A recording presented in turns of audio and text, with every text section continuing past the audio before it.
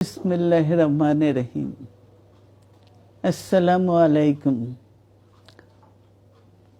দীর্ঘদিন অসুস্থ থাকার পর আপনাদের সামনে কথা বলতে পারার জন্য আল্লাহর কাছে শুকরিয়া আদায় করছি।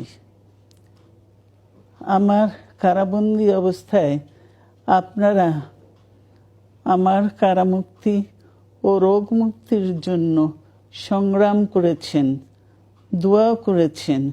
সেজন্য আমি আপনাদের সকলকে ধন্যবাদ জানাচ্ছি। দীর্ঘ আন্দোলন সংগ্রাম ও ত্যাগের মধ্য দিয়ে আমরা ফ্যাসিবাদী অবৈধ সরকারের কাছ থেকে মুক্তি পেয়েছি।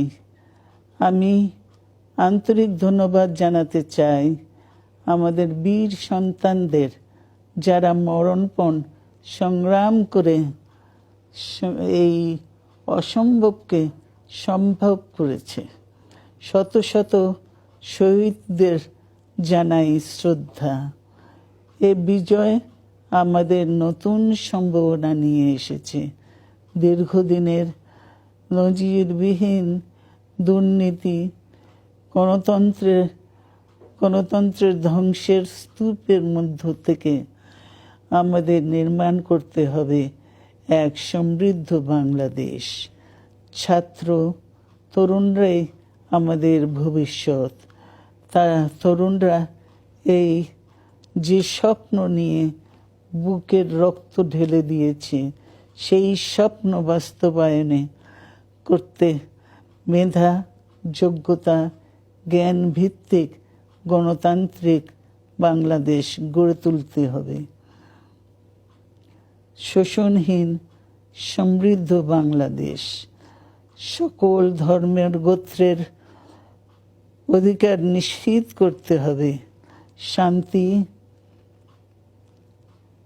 প্রগতি আর সাম্যের ভিত্তিতে আধুনিক বাংলাদেশ নির্মাণে আসুন আমরা তরুণদের হাত শক্তিশালী করি।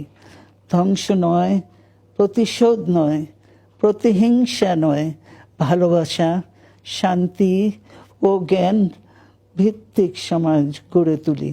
আল্লাহ হাফেজ। বাংলাদেশ জিন্দাবাদ।